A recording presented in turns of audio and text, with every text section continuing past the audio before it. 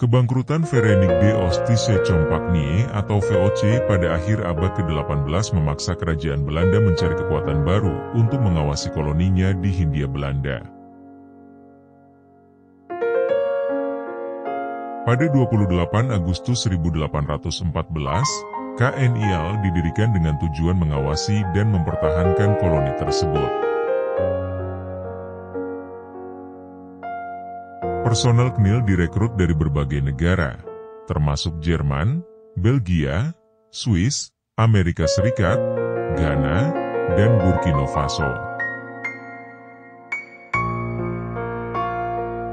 Pada 1832, KNIL memiliki 640 perwira dan 21.486 prajurit. Jumlah tersebut meningkat menjadi hampir 30.000 pada 1882 dan 37.000 pada 1930. KNIL awalnya merupakan bagian dari tentara Belanda, namun berkembang menjadi kekuatan yang berfungsi secara mandiri. Beberapa tokoh nasional Indonesia, seperti Soeharto, Mangkunegara VII, Ah Nasution, TB Simatupang, dan Gatot Subroto, merupakan mantan prajurit KNIL. Mereka berperan penting dalam sejarah Indonesia. KNIL berperan penting dalam menghadapi pemberontakan-pemberontakan tanah Hindia seperti Perang Jawa, 1825-1830 KNIL berhasil menumpas pemberontakan Pangeran Diponegoro. Perang Aceh, 1873-1904 KNIL terlibat dalam Perang Panjang melawan Kesultanan Aceh.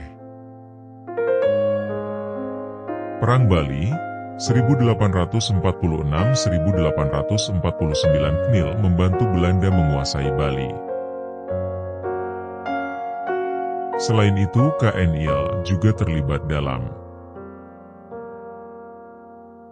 peristiwa Bandung Lautan Api, 1946 sedih KNIL terlibat dalam penyerangan kota Bandung. Perang Kemerdekaan Indonesia, 1945 hingga 1949 sedih KNIL melawan Tentara Nasional Indonesia, TNI. Pemberontakan di TTI, 1949 hingga 1962 sedih KNIL membantu menumpas pemberontakan. KNIL dibubarkan pada 26 Juli 1950, berdasarkan kesepakatan internasional yang dibuat pada Konferensi Meja Bundar, Agustus-November 1949, di Den Haag. Para prajurit dan kepemimpinan KNIL dipindahkan ke tentara kerajaan Belanda atau dipensiunkan. Pada Konferensi Meja Bundar, KMB, di Den Haag menghasilkan kesepakatan. Kesepakatan KMB 1. Pengakuan kedaulatan Indonesia oleh Belanda. 2. Pembubaran KNIL.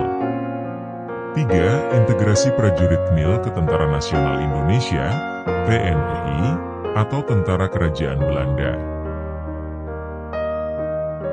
4. Pengembalian hak-hak dan kepentingan Belanda di Indonesia. Dampak pembubaran KNIL bagi pemerintah Indonesia yang baru berdiri adalah merupakan akhir era kolonial Belanda di Indonesia. Dampak lainnya adalah integrasi prajurit KNIL ke TNI atau Tentara Kerajaan Belanda. Dampak berikutnya pengembangan hubungan diplomatik antara Indonesia dan Belanda. Bubarnya KNIL juga berakibat pada mantan pasukan yang berasal dari pribumi contohnya. Mantan prajurit KNIL asal Maluku tidak dapat kembali ke Maluku karena pemberontakan Republik Maluku Selatan, RMS. Mereka dipaksa memilih antara bergabung dengan tentara Indonesia atau pergi ke Belanda. Sekitar 12.500 mantan prajurit Knil Maluku beserta keluarga mereka pindah ke Belanda pada 1951.